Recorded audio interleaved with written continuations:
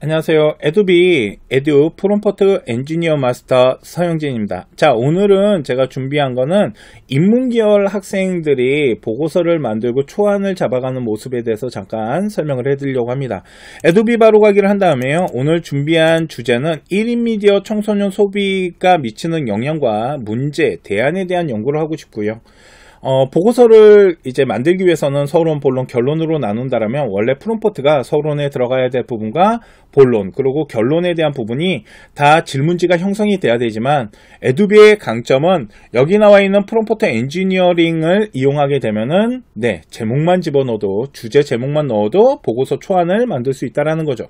자, 선택해서 보고서를 선택하고요. 오늘 보여드릴 거는 인문계열 보고서 초안을 좀 만들고자 합니다.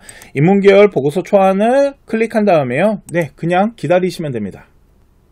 자, 그러면 1인 미디어 청소년 소비에 미치는 부분에 대한 목차를 보니까 서론, 본론, 그리고 결론에 대한 부분인데, 서론과 본론, 주제에 대한 이론적 특징에 대한 부분, 그리고 연구에 대한 방법에 대한 부분, 소비 패턴에 대한 분석을 하는데 설문조사를 하면 좋을 것 같다고 합니다. 그러면 이 부분을 좀 이따가 조금 더 발전시킬 수도 있겠죠. 그리고 문헌 연구, 제한된 부분, 문제 해결 방안의 부분, 그리고 결론과 출처가 나오는데, 에두비의 좋은 점은 요 밑에 보시면 요약이 있잖아요. 이 요약은 보고서를, 이 위에 나와 있는 보고서를 제출할 때 혹시 학교에서 생기부에다가 좀 써야 될 내용들이나 이런 것들을 요약하라고 하잖아요. 그러면 요 밑에 그 부분들, 요 위에 나와 있는 보고서를 토대로 요 아래쪽에 요약에 나와 있는 게 생활기록부에 좀 작성할 만한 문장들을 제공해주고 있다라고 보시면 될 것 같습니다. 자, 보고서 내용이 나오면 보고서 내용에 대한 것들을 한번 읽어보면서 더 궁금한 사항이 있다라면 이제 멀티턴을 통해서 지식을 조금 더 확장시키거나 보고서 내용을 더 늘려나갈 수가 있는데요. 자, 보시면은 연구 방법론에 대한 부분이 있는데요. 이 연구 방법론에 대한 부분을 전체적으로 분석을 해가지고 조금 더 깊이 있는, 조금 더 넓은 방향성으로 한번 연구를 해보도록 하겠습니다. 그런 경우는 이번에는 학업이론 코칭으로 가도록 할게요. 이 학업이론 코칭이라는 건 기존에 나와 있는 지식을 조금 더 멀티하면서 지식을 확장시키는 건데, 현재 문장 전체를 넣어놨잖아요. 연구 문장 세부화 작업을 통해 가지고 요 연구 문장을 하나하나 분석해 보도록 하겠습니다.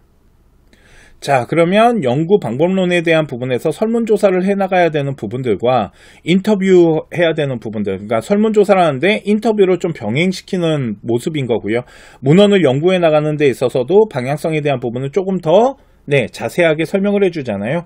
문장 안에 있는 것들을 분석을 했을 때 우리 학생한테 전달하고자 하는 내용들에 대한 것들을 조금 더 깊이 있게끔 조사할 때는 학업이론 코칭 멀티를 통해 갖고 문장 세부화 작업을 이용할 수도 있고요. 또 하나는 이번에는 이 연구 안에서 우리가 이론에 대한 부분을 조금 더 확장을 시키는데, 혹시나 이제 결론이 나왔어요. 결론이 나왔을 때 이를 통해 청소년 1인 미디어보다 건강하게 소비할 수 있는 환경을 조성하는 게 중요하다잖아요. 이 부분이 도대체 어떻게 하면 좋은지 한번 결과에 대한 부분을 조금 더 지식을 확장시켜 보겠습니다. 복사하고요. 붙여넣기를 한 다음에 여기 보시면은 요번에 이론 결과 확장이 있잖아요. 이론 결과 확장이라는 거는 여기 문장에서 결과에 대한 부분을 조금 더 깊이 있게끔 조사를 통해서 더 많은 정보를 주겠다라는 겁니다. 한번 기다려 볼게요. 자, 청소년 1인 미디어보다 건강을 소비할 수 있는 조성을 위해서 다음 같은 방안을 이제 항목별 서술형으로 단락별로 보여주고 있습니다. 미디어 리터러시 교육에 대한 부분들이나 플랫폼의 책임에 대한 부분들을 강화시켜야 되는 부분들, 훨씬 더 정확하고 깊이 있는 결과를 보실 수 있잖아요. 자, 이렇게 멀티를 하는 이유는 두 가지가 있겠죠. 지식에 대한 확장과 아니면 보고서 내용을 조금 더 늘릴 때도 사용할 수 있다라고 보시면 될 것 같고요.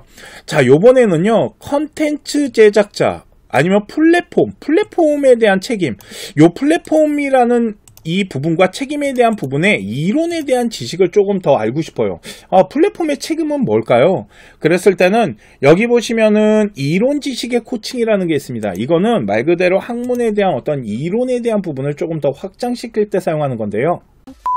자, 플랫폼에 대한 책임에 대한 학업적 이론에 대한 정의, 그리고 개념에 대한 배경들, 요 부분을 읽어보면서 플랫폼에 대한 책임에 대한 지식에 대한 어떤 정보들, 그리고 좀 학업을 해나갈 수 있는 부분. 그래서 이 부분들도 읽으면서 내가 몰랐던 부분이나 좀 배워야 되는 부분이 있다라면 좀 정리를 해나가는 모습들도 보여줄 수 있겠죠. 그래서 이론 결과에 대한 확장은 결과에 대한 부분에 대한 어떤 학업이나 연구에 대한 더 심화적인 지식으로서 발전시키는 거고요. 이론은 말 그대로 하나의 개념과 정의에 대한 부분들을 좀 물어보면 좋다라고 보시면 될 것 같습니다.